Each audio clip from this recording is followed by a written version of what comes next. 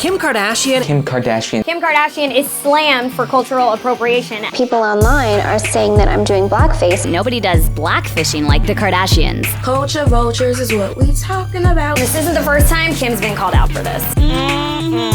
Fans on Twitter are accusing Kim of wearing blackface on a recent magazine cover. She wanted to look like Diane, Beyonce, Diana Ross, Carol. That's what she wanted to look like. I've never had the opportunity to just say, I'm sorry, guys. Fact, my baby is black. I only like black. All I get called is a lover all day long. Why do the Kardashians want to look black so much? Protective hairstyles like these are seen as cool when a Kardashian wears them, but unkempt or unprofessional when a black woman wears them. They said you were appropriating culture. Yes. So now I own blackness.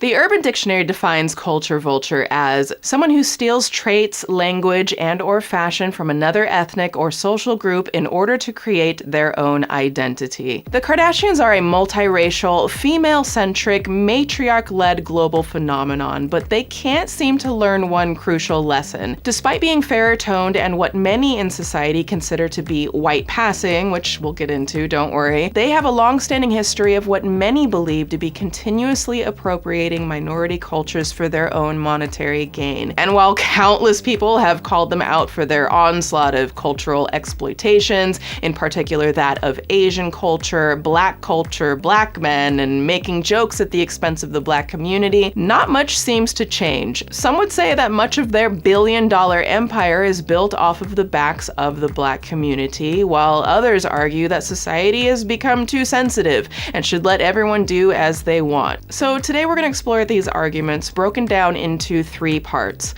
the cringe, the controversies, and the cultural impact, to decide once and for all, are the Kardashians culture vultures? Or are they simply good at their jobs? But first, oh hi there, hello, hi, it's my face again. Swoop, swoop, swoop, swoop, swoop, swoop, swoop. Y'all still doing the theme song with me? I hope so. Let me know in the comments if you'd be singing it with me. So this is part 5 of a series that I've been doing, uncovering the frauds, controversies, and now alleged appropriations of the Kardashians and the Jenners, and the greater impact problematic influencers can have on society. Now, if you're seeing me for the first time, welcome. I'm a filmmaker and make documentaries on unsolved cases, true crime, and social media influencers who abuse their power and manipulate audiences because, as I always say, it's not drama, it's dangerous. If you're into mind-bending deep dives that tell stories from a fresh perspective that also give you practical insights to help in your own lives, you've come to the right place. So if you're into that, please go ahead and flirt with that like button, give it a little tickle, and also subscribe and turn on all notifications so you don't miss a single deep dive.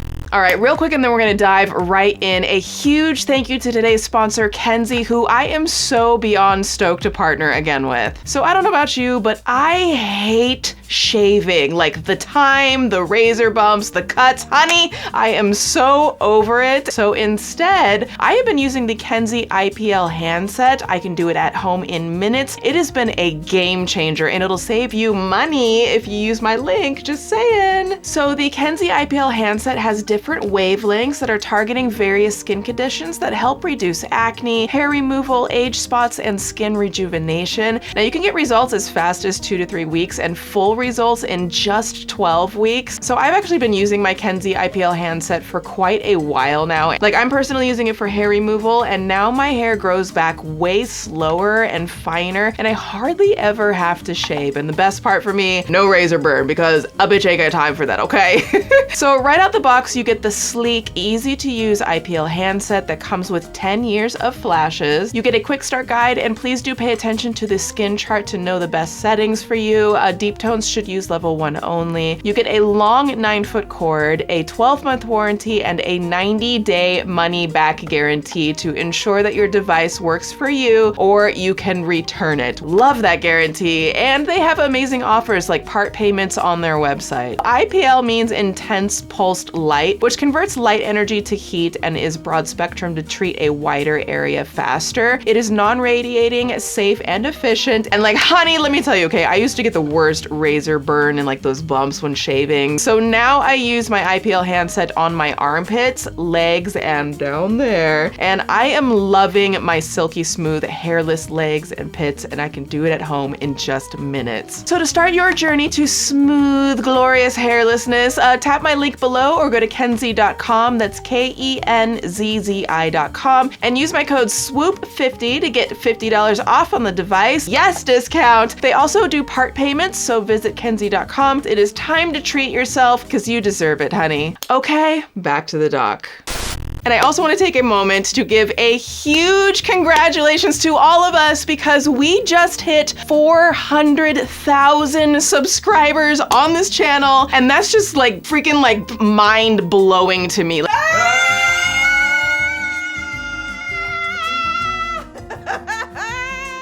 I am just so honored and so blessed that y'all have chosen to be here with me and that you are enjoying the content so much. It really truly means the world to me. And many of you know, and some of you don't, this is actually my second channel. I had my first channel and there was a huge issue that happened to that channel on the platform. It was this big disaster. I made a video about it. It's actually the first video I ever uploaded here. That channel was at 650,000 subscribers and it was immediately wiped out like overnight. And so I made the decision to start completely over from zero. Actually, now that I think about it, my previous channel had 650,000 subscribers. So technically when you add 650K to 400K, I actually have hit 1 million subscribers. Except, you know, YouTube ain't gonna send me a plaque just yet. But we're gonna get there. I have faith we're gonna get there. Tell your friends. This is just so much more rewarding to me than I think anything that I ever did with that channel. Just building this community with all of you and feeling really truly like myself. And I just thank each and every one of you for being here. And I have so many amazing projects and so much more on the horizon on this channel and beyond. I've got some exciting new things that are coming beyond. I love y'all so much. All right, let's get into the doc. It is true, diversity is a big problem on the runways. In fact, Jezebel reports that 82% of all models working during New York Fashion Week were white. Take a look. All right, let me clarify real quick. Today's doc is solely focusing on the Kardashians, primarily Kim and Khloe. Now, I will also be covering Kylie and Kendall and Kris Jenner, but I'm saving that for another doc, okay? Otherwise, this would be like 4 hours long and no one wants to sit through 4 hours of these people all at once, okay? Trust me, it's enough doing the research. So, Kim, Khloe, and Kourtney Kardashian have all been media staples since the early 2000s and have grown up largely in front of the public. Now, unfortunately, the questionable racist actions that they have allegedly made in the past and their apparent lack of empathy for cultures and in particular young vulnerable communities they exploit, like in the realm of cosmetic surgery, have only grown more prevalent as they age. And because there are so many examples to choose from, let's just, you know, dive straight in with that one time that Kim Kardashian literally became black. Y'all remember that, right?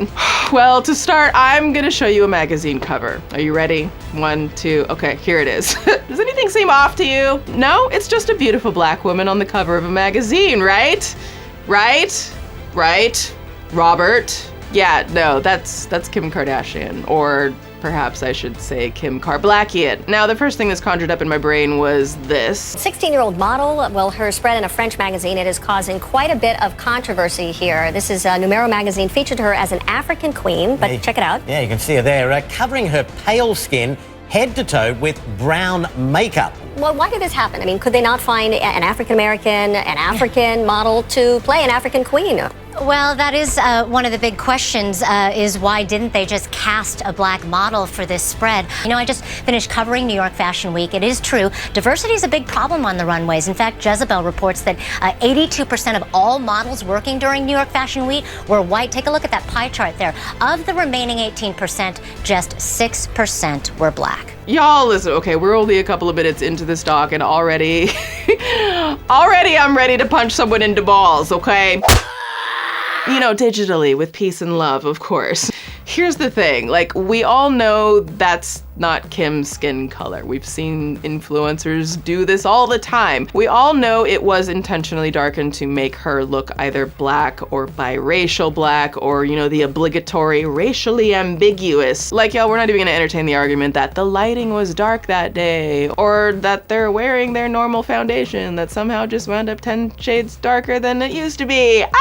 Like, or any of the varieties of typical excuses that are thrown in when celebrities intentionally do this. Miss Kim Kardashian in this photo is channeling the iconic Miss Diane Carroll, aka the first black woman to play a non-servant role on TV, an actual legend who broke through the historical shackles racism had placed in the entertainment industry. Now, here was some of the instant criticism from the internet. You helped get some black people out of jail and you thought we were gonna let this slide? Nah, they want our shade, but not our struggle. I don't know who needs to hear this, but like, it's okay to just be your natural skin color. There, I said it. Okay, Carol, okay, you with me, Carolyn? Okay, Christina, we on the same page, Christina, okay? You already good, Christina, you know what's up. But for real, like, jokes aside, it's okay to just be the color that you are, you know? Like, it's okay, it's cool, like, it's fine. It's okay to be white, it's okay to be brown, it's okay to be black. All the shades, they are all lovely and beautiful. I don't know why it's still 2023 and we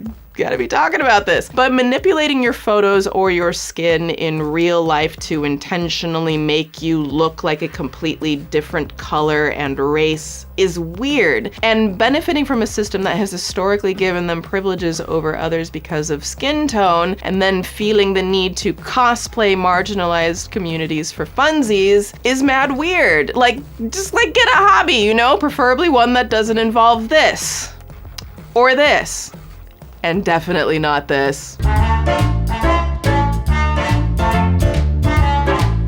Okay, sorry, that was a sidebar. Circling back to the Kardashian photo, let's start with the creative vision behind the shoot. The designer, Thierry Mugler. I think I'm saying that right. Did I say that right? I think I did. Okay. Now, I don't like speaking ill of someone who has passed and someone who has had a lot of work that I actually admired. But this white French man made some choices that I have learned about that I have some issues with. Shall we? According to Vogue, Mugler's type was the femme fatale, and his preferred silhouettes were the inverted triangle with exaggerated power shoulders and the defined hourglass shape. I mean, the man essentially invented the 80s power suit. So yeah, the inverted triangle was his look. You can especially see it in Kim's 2019 Met Gala look designed by Mugler himself. But his emphasis on hyper-femininity, his words, not mine, wasn't necessarily the most critically acclaimed. Like, take this interview, for example. Question: why do you think that some critics saw hyperfemininity of your creations as degrading to the image of women, when it was the complete opposite? You know, sometimes it's better not to try and understand human bullshit. It's like when I had black beauties walk the runway at the Palais de la Porte d'Oreiller in a tribute to Africa, and I was accused of racism. As you can imagine, I was absolutely gobsmacked. Now, on the cover of Vogue Arabia, where Kim Kardashian wore Mugler once again, she's also depicted with exaggerated curves, braided hair, and a red glare across her face. Now, at first glance, yeah, it's art. But at second glance, why does it feel like Kim was put into yet another outfit, and notably a hairstyle typically seen by black women? When asked, Mugler says that he enjoys presenting Kim in a, quote, new vision. But honey, okay, race baiting and potential appropriation isn't a new vision. It can be quite harmful. And so that brings us to blackfishing. Now, according to journalist Juana Thompson, blackfishing is when white public figures, influencers, and the like do everything in their power to appear black, whether that means to tan their skin excessively in an attempt to achieve ambiguity and wear hairstyles and clothing trends that have been pioneered by black women. Essentially, it's a form of blackface, and we have this thing called digital blackface, which I've covered in a previous doc. It's centering Black beauty standards and aesthetics and cultural elements, but only when it's highlighted by white people. It's participating in Blackness without experiencing the discrimination and trauma attached to it since, you know, the dawn of time in this country. Y'all, actually, you know what? I don't know about you, but I think I could use a little break. Can we cue up some music? Maybe some Iggy Azalea? What's she been up to these days? Oh, no. No, okay. Let's go ahead and take it to Petty University, okay? You could get your merch in the shop, and now we're about to take it in the video.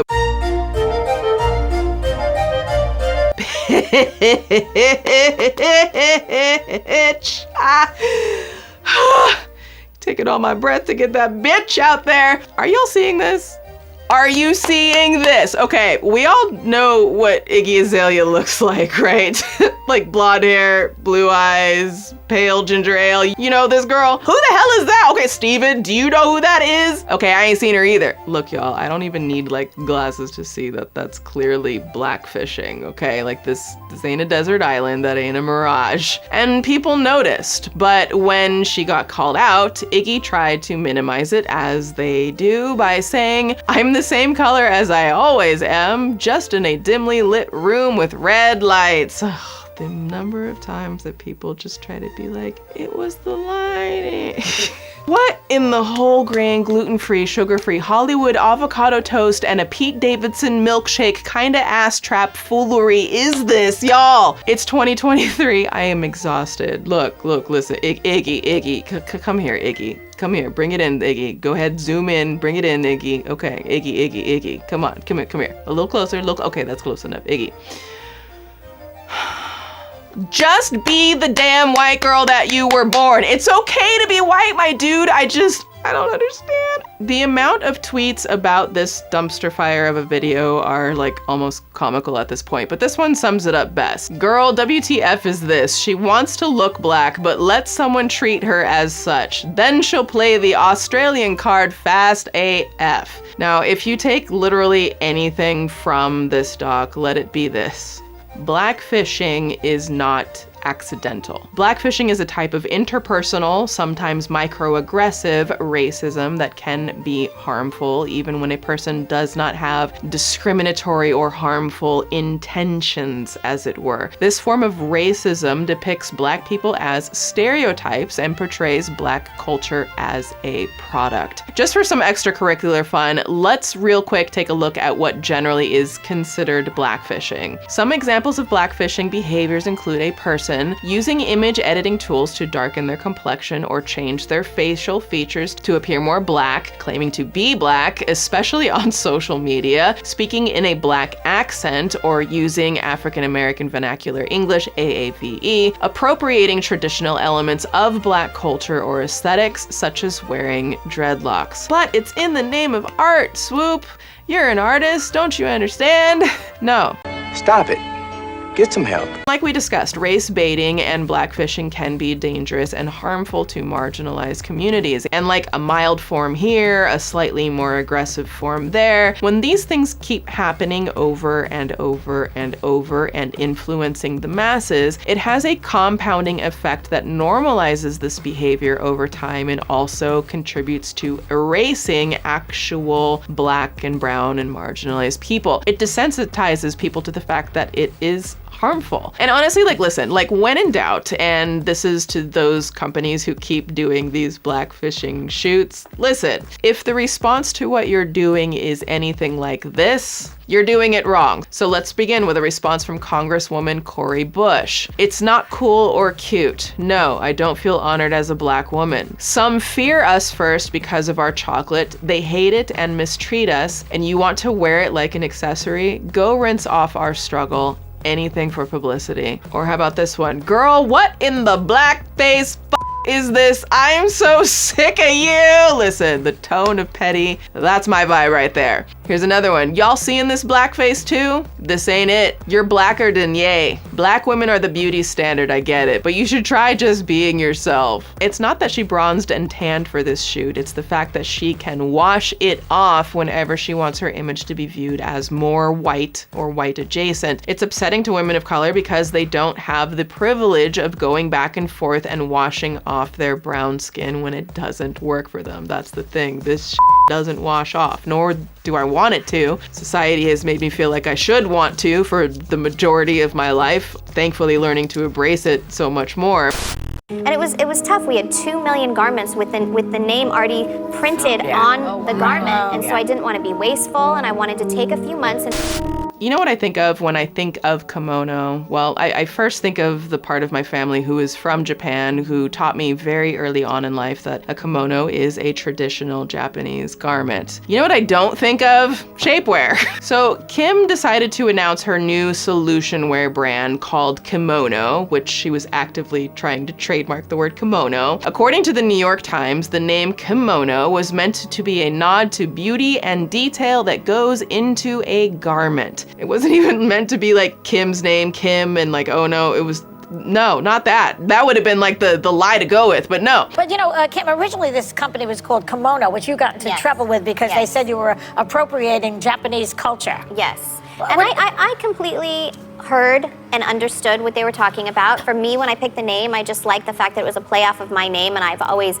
loved and respected Japanese Kimono, it's a good name. culture. And then honestly, the part that makes it even worse is the absolute juxtaposition of the traditional garment known for being shoulder covering with long sleeves and the campaign photography of women wearing next to nothing. And y'all, you know someone's head is up their Brazilian booty lifted ass when the literal mayor of Kyoto City, Japan, sent Kim Ono a letter explaining the cultural significance of the garment and the harm someone like her was causing by trying to trademark something that is universally known as a Japanese cultural icon. Right, did I mention that part? Again, Kim Kardashian tried to trademark the word kimono. Let that sink in. Heavily culturally significant, been in the culture since like the dawn of time. She tried to trademark that for bras and thongs. Like, to put it another way, that would be like Billie Eilish trying to trademark the word Africa, okay? Like, someone just needs to tell Kim Kardashian to have several seats on her newly shaved down booty cheeks, okay? I am sick of this boringly predictable nonsense. Now, the mayor writes, in recent years, we see not only Japanese, but also many foreign tourists wearing kimono and strolling around Kyoto and cities in Japan. It is a proof that kimono, that we are proud of as our traditional culture, is loved by people from around the world. So this brings up an interesting point about cultural appropriation versus cultural appreciation, which we will get to later. But the real point of this letter is this. We think that the names for kimono are the asset shared with all humanity who love kimono and its culture. Therefore, they should not be monopolized. Imagine her coming in and trying to monopolize something that's just been part of culture for centuries. And she this was not like a mistake. This was... Anyways, Twitter wasn't having it either, and with everyone from Japanese identifying people to an actual museum stepping in to provide some much needed education, and the result, a sobering look at the impact that the Kardashians, like half-baked, money-making, cultural hijacking business ventures can have on a culture. And I quote, "Nice underwear, but as a Japanese woman who loves to wear our traditional dress, kimono, I find the naming of your products baffling since it has no resemblance to kimono, if not outright culturally offensive, especially if it's merely a wordplay on your name. Please reconsider." Me wearing a kimono with a hakama for my graduation. Very sad to hear Kim Kardashian has trademarked kimono for her new underwear line. Now, we know she was attempting to, but it didn't happen. Kimono became the principal item of dress for all classes and sexes in Japan from the 16th century and is still a symbol of Japanese culture. Discover real kimono here at the V&A. And I mean, kimonos are, they're stunning. They're works of art. They're beautiful, and they're so culturally significant. They've been a part of my life since I can remember. My mom's from Japan and other family members, and thinking about this story, just like, again, trying really hard not to just punch somebody in the balls right now.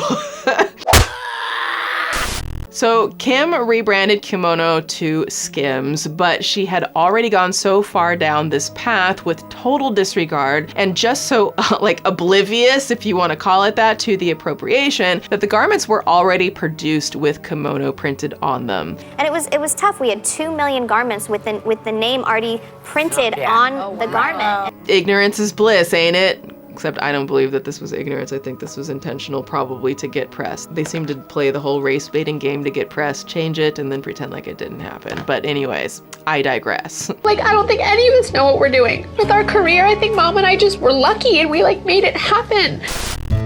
You know, you learn to play the ball, but I'm not gonna say it was a total distraction, but it is a little annoying maybe. Okay, here comes the section we like to call Swoop Woke Up and Chose Violence.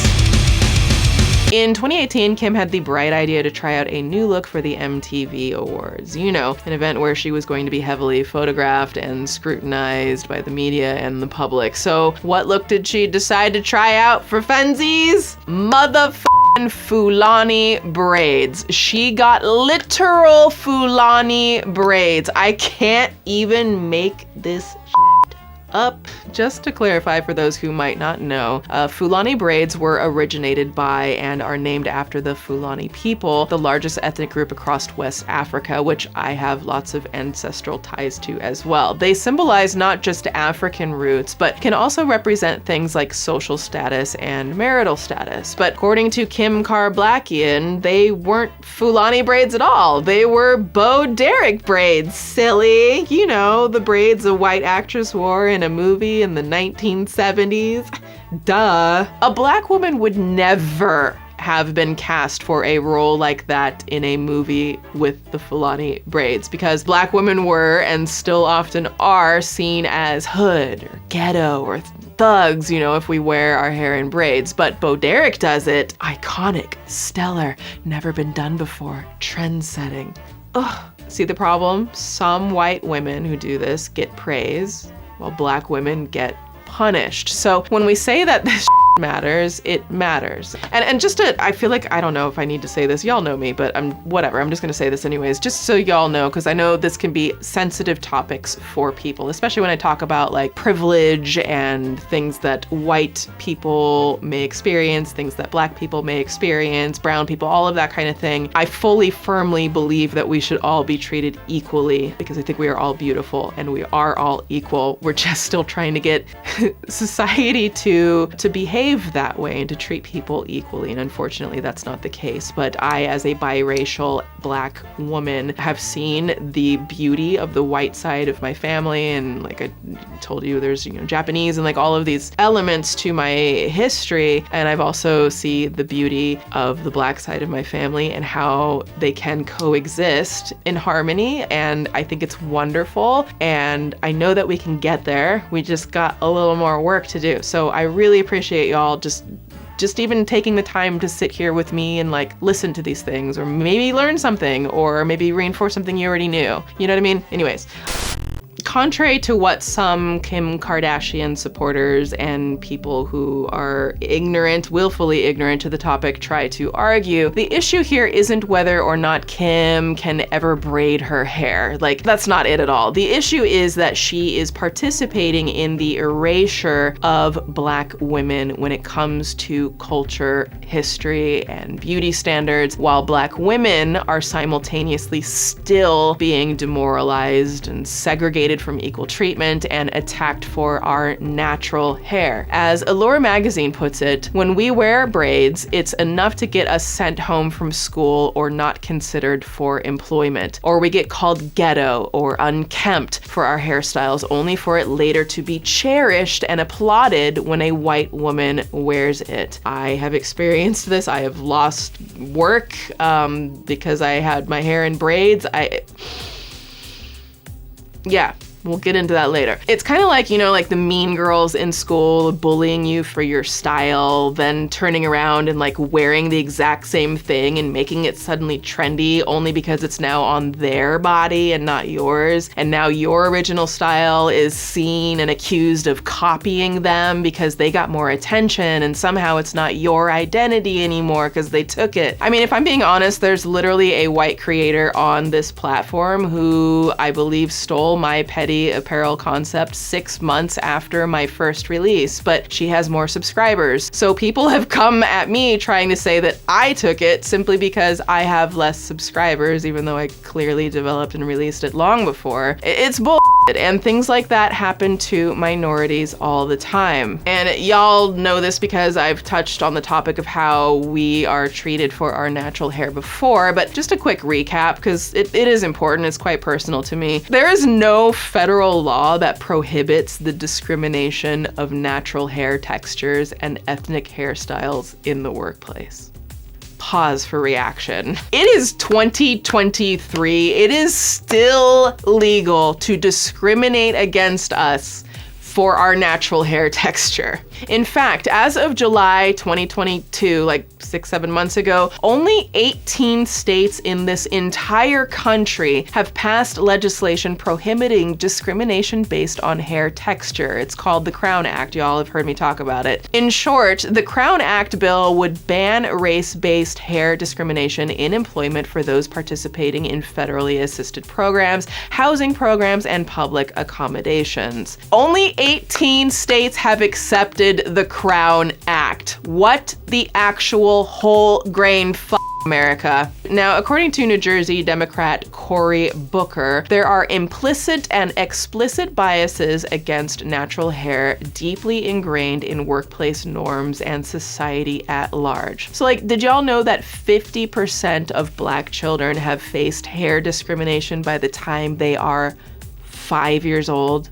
100% of them by the time that they're 10 years old if attending predominantly white schools. I sure as hell know, because I was bullied ruthlessly my entire childhood and teens and all school for my hair. I used to come home sobbing from school over how ruthless it was because no one looked like me and because, you know, kids are assholes. So like that kind of bullying and trauma shape and last with you your entire life. Those are your formative years. It sticks with you your entire life. So this is literally what 5-year-old Black girls are dealing with. My own niece, who is not even a teenager, has already faced racism and discrimination in school. Thank God she has a brilliant, smart head on her shoulders, and she is the sweetest, most intelligent girl ever. But it breaks my heart knowing that that is something that she is having to deal with, that people who don't look like her aren't having to deal with, and that will stick with her likely for the rest of her life. Here's another fact. Did y'all know that Black women are 1.5 times more likely to be sent home or know of a Black woman sent home from the workplace because of her hair? Or did y'all know that a Black woman is 80% more likely to change her natural hair to meet social norms or expectations at work? Like, here's the thing, like, why do y'all think my hair is blue? I mean, I happen to really, really love blue, so that's ultimately like the major reason why. But I'd be lying if I didn't say that after all that trauma over being ruthlessly bullied at school and turned down for jobs and called every racist name in the book while watching my white friends get a pass for like damn near everything that they did to their bodies and hair, and they got to experiment and have fun and do all their things, that trauma does play a part in why my hair looks like this here. And that's on brutal honesty. You know, actually, I periodically see comments of people accusing me of cultural appropriation for my blue, straight hair. Now, this is obviously often ingrained in hatred or sometimes just ignorance to what cultural appropriation is, as blue hair is not a culture. It does not exist in nature. It cannot be appropriated. And straight hair is not exclusive to white people. There are many ethnicities and Black groups who have naturally straight hair. You know, look them up sometime. They are just lovely. Just like like curly hair isn't exclusive to one group either. But it's a twofold kind of ignorance. It also ignores the fact that I am biracial and black, and half of my ancestry is made up of people with straight hair and wavy hair and curly hair and kinky hair. We get all the hair. All the hair is just mixed all up in me, okay? But those types of comments from people who are trying to just be hateful. It also ignores the long-standing history of Black women wearing our hair straight and or wigs in order to try and live and exist and succeed in a society that since the dawn of time traumatizes us for our natural hair. But it also opens up the discussion of people who are so opposed to learning why these issues are important and taking moments to educate themselves that they almost bend over backwards trying to like catch and accuse the Black individuals of appropriating white culture without any education to how broken and backwards that accusation actually is. Okay. Thank you for coming to my TED Talks. So back to the Kardashians, because this isn't the only time the Kardashians have done something like this, like not even close. I think the thing that really gets me with all this is the fact that Kim and company know this is appropriation. I believe that they know that every time they use something deeply tied to a minority culture, that people from those communities are going to be hurt. I believe they know that Black women still get villainized by this. Literally, there are laws allowing it, and yet they still do it time and time again because, in my opinion, they're in the business of race baiting, outrage baiting, and turning it into press and profit. All right, let's move away from hairstyles and talk about something just as culturally significant, the Indian headpiece known as Maung Tika. I hope I'm pronouncing that right. Now, Kim, in her infinite wisdom, decided to don this traditional headpiece for a super cute Instagram shoot, flipping her hair back and forth while in a skin-tight fit. Now, I am by no means an expert. I am not Indian, but my understanding is that the Maung Tika is worn specifically for special occasions, usually by a bride on her wedding day. It depicted in paintings and historic sculptures up to 5,000 years ago. In Hindu mythology, the placement on the forehead is believed to represent the power of the soul or the sixth chakra. Like basically this isn't just a beautiful piece of jewelry that you toss on for a photo. When a bride adorns this piece of jewelry on her wedding day as part of the Sola Shringar, I'm so sorry if I'm mispronouncing that, she is connecting with her third eye, harnessing the power of concentration, activating her knowledge, wisdom, courage, and willpower. The jewelry, it's stunning. I think it's beautiful. But you know, don't worry your pretty little heads, friends. Twitter came through with this one too. I love this tweet. Kim is finally appropriating my culture. I have waited so long for my turn. Thank you for wearing a traditional Indian Maung Tika reserved only for a girl's wedding day, nonetheless accompanied by a cross emoji. Serve, queen. Oh, the pettiness in that. If, Petty University, you part of the family. Just because you're browner than most Bollywood actresses doesn't make you Desi, Kim. Take the Maung Tika out and wash your skin. Not only cultural appropriation, but the fact is she's wearing a golden Maung Tika, and Chuddy with an outfit like that is making me mad. Actually, you know what? It's been a minute since we've done a speed round, and the blatant appropriation of the Kardashians is truly the sewage that just keeps on dripping. So you know what it's time? Okay, everyone take a seat, keep your hands and arms inside the legs, the vehicles at all time, buckle up. This is going to be an ugly ride. Okay, so there was that one time that Kim decided to match her hair to her daughter, North's Fulani braids, or the time Khloe did Bantu knots and originally captioned her post, Bantu babe.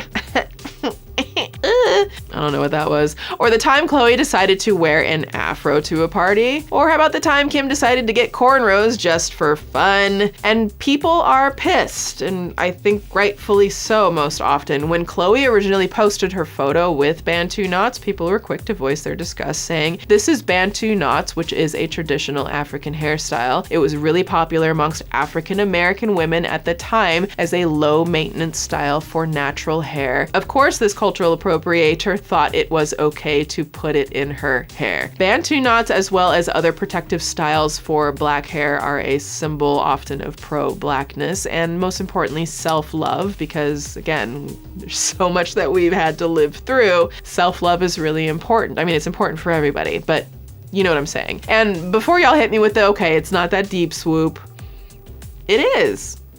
For a lot of people, literally existing as a black person is politicized, and like we covered earlier, so is our hair, of all things. Politicized. Take cornrows, for example. According to Birdie, in 1999, Venus Williams wore cornrows with beaded ends, which were declared disruptive at the Australian Open. Can you imagine? The other player on the other side that is able to actually see, it'd be different. They're focusing on my hair, but I think they're more or less focusing on the ball. Well, you can hear them and you can see them a little bit. I mean, fortunately, you learn to play the ball, but I'm not going to say it was a total distraction, but it is a little annoying maybe. No, I shouldn't have to change for any other circumstance. I like my hair. It's just things flying in the air that you're not supposed to be seeing. Hair being declared disruptive.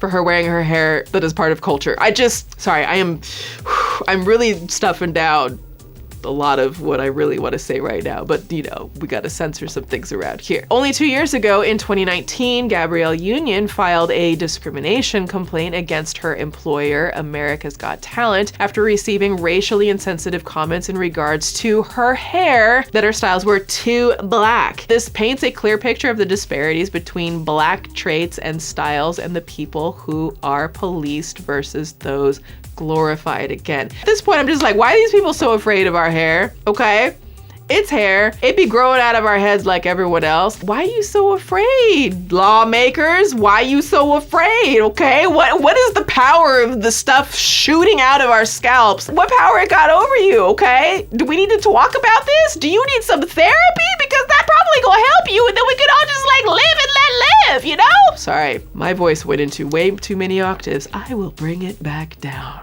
Now, there's no excuse for this. There never was, there never will be. Okay, let's move on.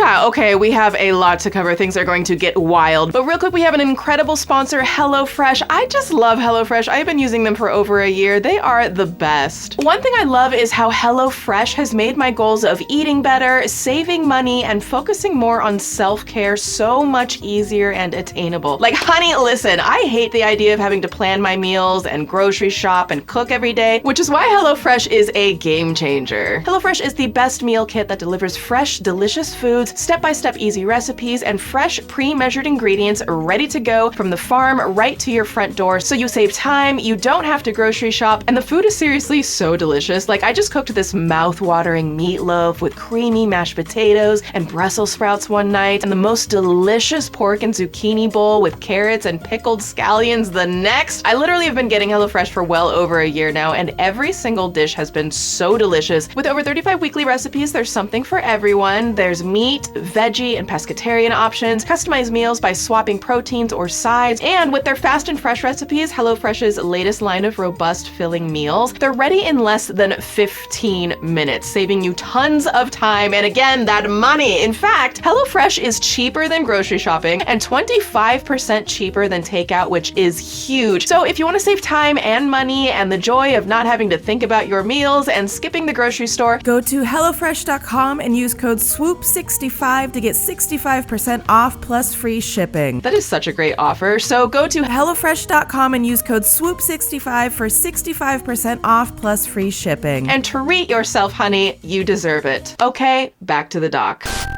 Black baby. Hashtag fact. My baby is black. Hashtag I only like black. That's what I would say.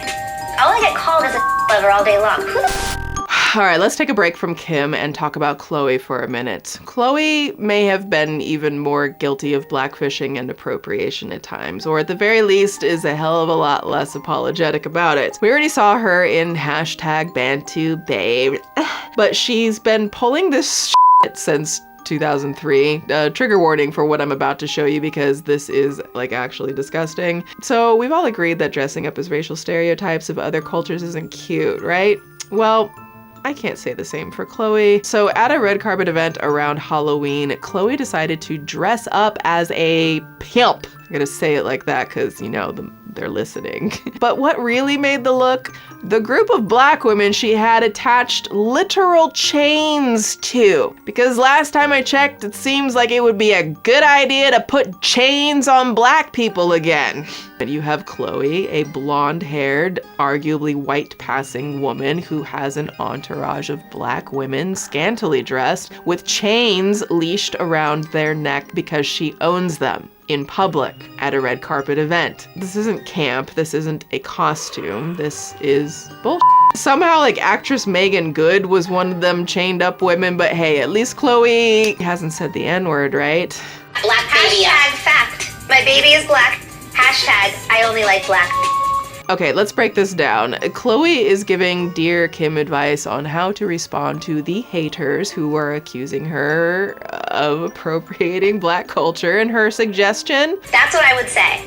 All I get called is a lover all day long. Who the cares? All I get called is a lover all day long. The word freely came out of her mouth while the cameras were rolling, and they just put a bleep on it, and somehow I guess that makes it okay. We all know that this didn't get the Kardashians canceled, but it wasn't for lack of trying, right? They need to be canceled. Why did Hulu even bother to extend the life of this show? It's culturally insensitive and not in keeping with societal changes. The whole family is a group of culture vultures. I'm over them.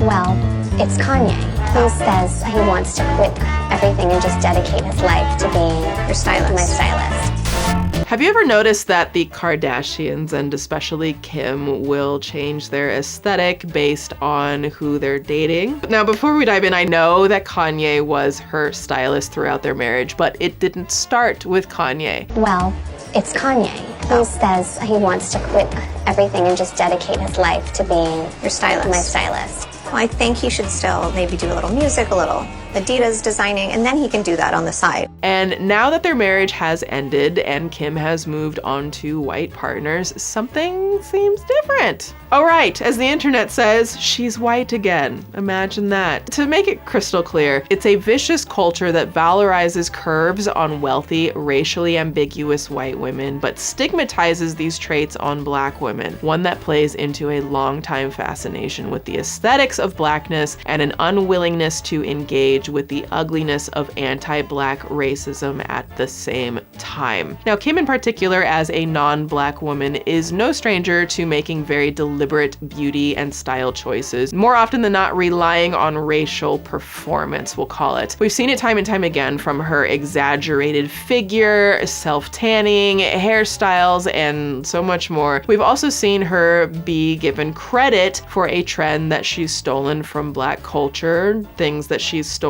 from black designers and creatives, turning it around to capitalize on it. Ayanna Thompson puts it simply, there's a reason why they've done this and why they have made money on this. That's the ultimate power of whiteness, right? That I can like these things, which we may want to denigrate, but I don't have to stay there. I get to come back to the safety of whiteness. So they can be arm candy, they can alter their appearance to fit the aesthetic of their partner, and then they can wash, the self-tanner down the drain and allegedly shave off their BBLs that they had put on when it no longer suits them. But don't take my word for it. Recently, a TikTok went viral calling the Kardashians out on their shit.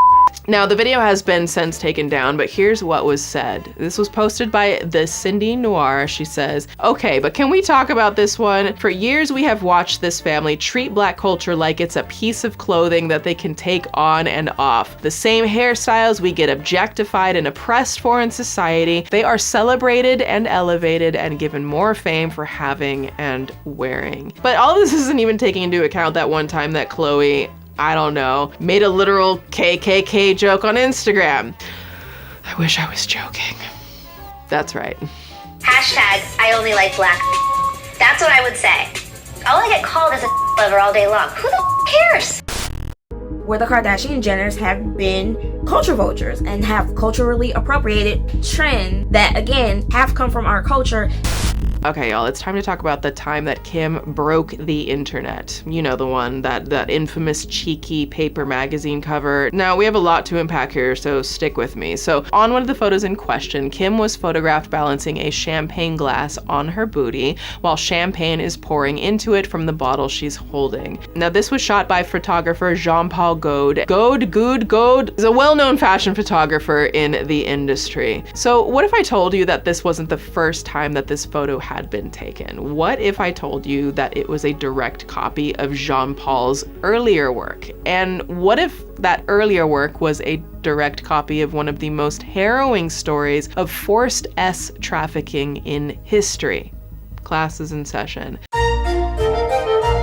So Jean-Paul Gaude shot a portrait in 1976 known as both Caroline Beaumont and Champagne Incident, featuring a nude black model balancing, you guessed it, a champagne glass on her tush and popping a bottle. The difference? This image was featured in Jean-Paul's 1982 book titled Jungle Fever. Yes, people, it really be like that sometimes. In Jean-Paul's own words in 1979, blacks, I love when they call us that, the blacks are the premise of my work. I have jungle fever.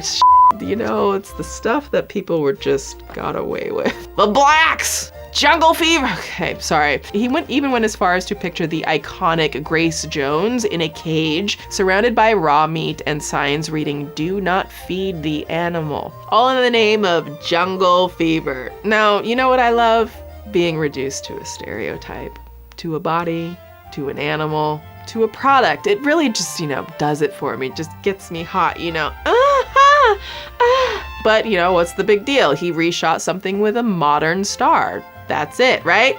No. The VP of Ebony sums it up perfectly. Even at the time of its release, Jungle Fever was seen as something extremely controversial and problematic for many black women. That a non-black woman would be able to kind of recreate the imagery that was so painful for us for so many years, kind of flippantly, is, I think, why so many black women are taking this issue to heart and have a lot to say about it. But it's deeper than just an image in a photography book. In reality, while Kim Kardashian is, over here breaking the internet, she's copying and profiting from the story of Sarah Baartman, one of the first black women ever sex trafficked and sold into slavery. So I want to tell a little bit of her story. Now, I want to first start the story off by showing you a poster that was created about Sarah Baartman. So if we put them side by side with Kim Kardashian's imagery, do you notice any similarities? Right? Yeah, so do I.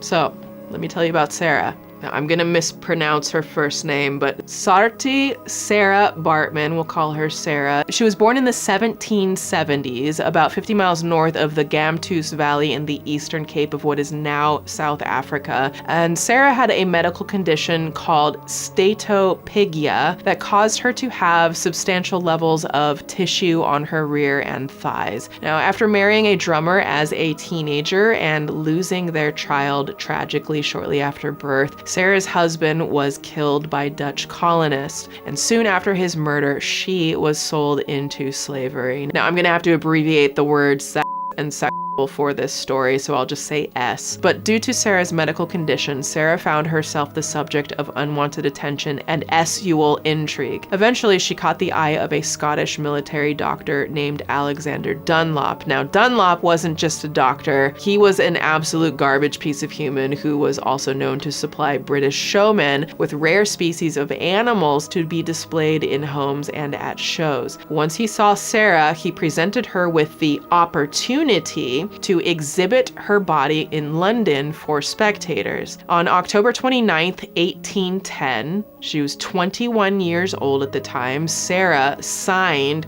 a contract with Dunlop. Now, I say signed because Sarah was unable to read or write, so she didn't know at all what was on the contract. Now, according to the contract, Sarah was to travel with Dunlop and Heinrich César to exhibitions for 5 years, receiving a portion of her earnings before being returned to South Africa. Except tragically for Sarah, she would not return home until 200 years later. So I'll explain real quick. For 2 shillings, people paid to see Sarah in Piccadilly. For an additional fee, spectators could literally poke her with a stick, more often than not commenting on her privates, her chest and rear. Dressed in a thin skin-colored garment, Sarah was essentially nude. Now, nicknamed Hottentot Venus, which was a derogatory term, flyers were passed around town to promote her as nothing more than an attraction, the thing to see. And despite the efforts of an African abolitionist group to try and remove Sarah from her contract, arguing that she was being kept in inhumane conditions and treated like an animal, which obviously she was, Sarah was moved from Britain to France in 1814. And here she was posed next to a baby rhinoceros and given orders to sit or stand like a dog. She was completely naked except for a loincloth, and there was evidence that at some point a collar had been placed around her neck. And at this point, her body was considered by scientists to be evidence of her essual primitivism and said that she had intellectual equality with a monkey. Now you see how deep the historical reference of calling black people monkeys and apes go and how barbaric it is. On December 29th, 1815, Sarah Baartman was pronounced dead for reasons that we will never know because she was tortured her entire life. Now Georges Cuvier took ownership of her body, choosing not to perform an autopsy, but instead, and this is supremely up and evil, he created a life cast of Sarah's body before then dissecting it. Her brain and her privates were pickled and put on display in multiple museums across France, accompanied by her life cast and skeleton until as late as 1974. When people talk about racism isn't a thing anymore, it's been gone for 1974. Her brain, her privates, her body, her skeleton on display for people to continue to poke and prod at. Even after her death, Sarah was given no peace. Like, her body was torn down into pieces and paraded around without her consent as a sideshow, a thing for tourists to pay to poke and mock. It's absolutely disgusting what this world, like what these people did to her. Now, years later in 1994, the post-apartheid government led by Nelson Mandela, bless him, began a campaign to have Sarah's remains returned home. And after decades of back and forth, Sarah's body was repatriated to her homeland on May 6, 2002, 200 years after her birth. So no, Kim, it's not about your talent of balancing a champagne glass on your manufactured ass. It's much, much more than that. So much more. Now, Sarah's story continues to be told most notably via an off-Broadway play titled simply Venus, and while there were rumors of Beyoncé backing and starring in a film about Sarah's life, nothing of the sort has ever materialized. Instead, the play Venus is a tragic carnival, an intense and devastating journey honoring the life of Sarah Baartman and examining the way we live and love today. But because nothing is sacred, the one and only New York Times decided to review the show. So let's say that you're reviewing a show written by a black playwright about a black woman who has been trafficked. What do you think you would say? I'm guessing it's not a Kim Kardashian of another era returns in Susan Laurie Parks' Venus. He just compared Sarah's torture to billionaire Kim Kardashian. You know what? Don't even worry, the backlash was swift. Sarah Baartman was not a Kim Kardashian of another era. Only a white dude, Ben Brantley, could write something so ridiculously obtuse. Susan Laurie Parks' play remains powerful, bold art, unlike this shallow, ignorant headline. They really compared Kim Kardashian to Sarah Baartman. This is why we need black women critics. And that's on that. I completely heard and understood what they were talking about. For me, when I picked the name, I just liked the fact that it was a play off of my name, and I've always... My favorite part of having these many diamonds is knowing just how much conflict went into getting them. So these are from Wakanda, Wakanda forever, so now I own blackness. So I know some folks are gonna ask, Swoop, aren't you being a little too sensitive about all of this? Are we taking this a little too far? Can't we just let people do what they want? So sure, I will play devil's advocate. Firstly, people can do what they want and they are doing what they want. But like anything in life, there are consequences for one's actions, good or bad. So why don't we just let everyone do whatever they want, say whatever they want, dress and Photoshop their skin how they want, wear the hairstyle they want, and blend all cultures together? Sounds great. America is a melting pot after all, right? I totally get it. I see the allure, and I think it's a nice idea in theory. And there's a part of me that wishes that it really could be that simple and cohesive. I think that somehow maybe, I don't know.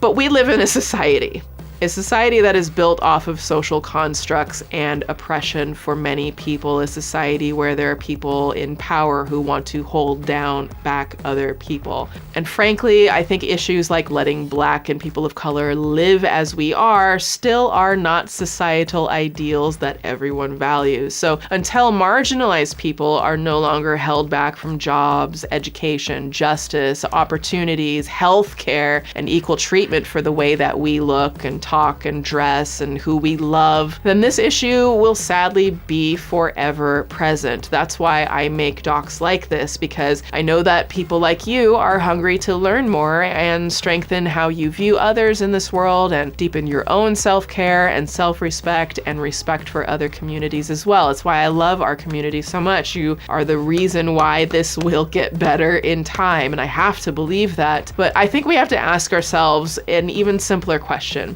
If Kim Kardashian can get famous and billionaire wealthy for her curvy shape, her braids, her use of Black culture, why is it so hard for Black women to get the same? Why are non-Black celebrities praised when they do traditionally Black things with their looks or how they talk, but Black individuals are just ghetto? Why is one woman's sex trafficking another woman's treasure? As a Black person, it may be exhausting to have constant exposure to experiences like blackfishing, cultural appropriation, tokenism, and racism through different media types. In fact, there's a name for this tiredness. It's called Black fatigue. Black fatigue is defined as exhaustion born of the same day-to-day acts of aggression or small acts of disrespect a Black person endures. Trust me, the fatigue is real. And I'm talking about fatigue that I've experienced in my shade of Blackness. Imagine shades that are darker than me and the fatigue that they have,